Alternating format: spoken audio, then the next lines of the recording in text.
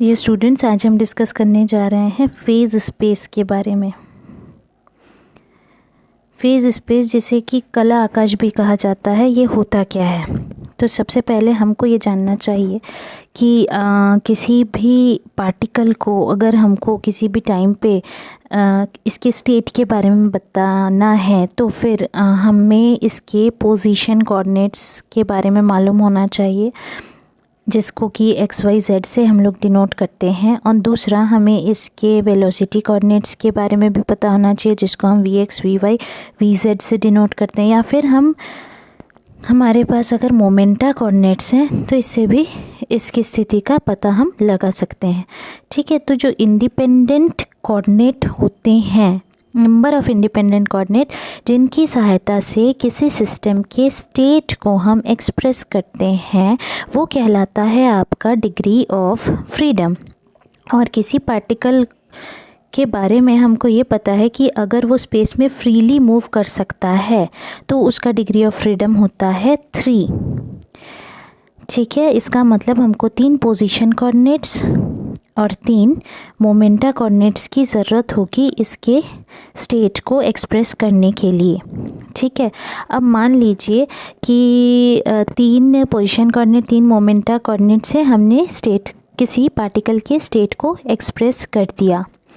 ठीक है, तो 3 डायमेंशनल स्पेस में जहाँ पे कि 3 म्यूचुअली परपेंडिकुलर एक्सिस हैं, XYZ, ठीक, X, Y और ये Z axis, 3 mutually perpendicular axis हैं ये। तो यहाँ पर अलग अलग पॉइंट जो हैं वो अलग अलग पोजीशन बताएगा आपके पार्टिकल का। ठीक है, तो ये जो अलग अलग पॉइंट है जो पार्टिकल के अलग अलग पोजीशन को बताएगा, तो ये स्पेस जो है आपका, ये कहलाएगा पोजीशन स्पेस। ठीक है, ये स्पेस क्या कहलाएगा आपका? पोजीशन स्पेस हम इसे कहेंगे।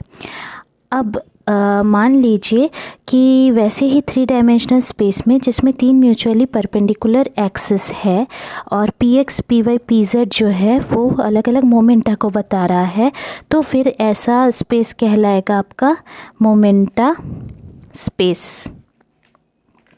ठीक है, तो हमारे पास अगर हम 6 डायमेंशनल स्पेस लेते हैं, कैसा स्पेस ले रहे हैं हम? 6 डायमेंशनल एक स्पेस ले रहे हैं, और इस 6 डायमेंशनल स्पेस में हमारे पास XYZ और PX, PY, PZ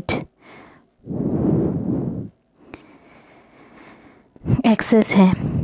तो फिर किसी भी पार्टिकल की स्टेट को हम इन कोऑर्डिनेट्स के फॉर्म पे एक्सप्रेस कर सकते हैं। तो ये स्पेस जो है ये कहलाएगा आपका फेज़ स्पेस या कला आकाश। और इस फेज़ स्पेस के अलग अलग जो पॉइंट्स हैं वो कहलाएंगे फेज़ पॉइंट्स। एक बार फिर ध्यान से सुनिएगा कि 6 डायमेंशनल स्पेस है जिसमें axis XYZ, PX, PY, PZ है। ठीक है, तो वहाँ पर जो स्टेट है पार्टिकल का, उसको एक्सप्रेस करने के लिए हम ये कोऑर्डिनेट्स का सहारा लेंगे। इन कोऑर्डिनेट्स का सहारा लेंगे XYZ, PX, PY, PZ। तो ये स्पेस कहलाएगा आपका फेज़ स्पेस, और इसके जो पॉइंट्स हैं वो कहलाएंगे फेज़ पॉइंट्स। और हर एक पॉइंट जो फेज़ स्पेस में होगा वो करिस्पॉन्ड करेगा एक पर्टिकुलर पोजीशन और मोमेंटा को। तो ये जो अगर उस पार्टिकल की बात कर रहे हैं तो जो स्टेट है उस पार्टिकल का फेज़ स्पेस में, वो सिर्फ एक पॉइंट से बताया जा सकता है, और इसे ही हम म्यू स्पेस भी कहते हैं। तो हमारे पास अगर 6 डायमेंशनल की बात की हमने, अगर 6n डायमेंशनल फेज़ स्पेस है जिसमें 3n पोजीशन एक्सिस है और 3n मोमेंटा एक्सिस है, तो फिर यहाँ पे पार्टिकल का n, मान लीजिए n पार्टिकल्स हैं, उनका जो स्टेट है उसको एक ही पॉइंट से बताया जाएगा।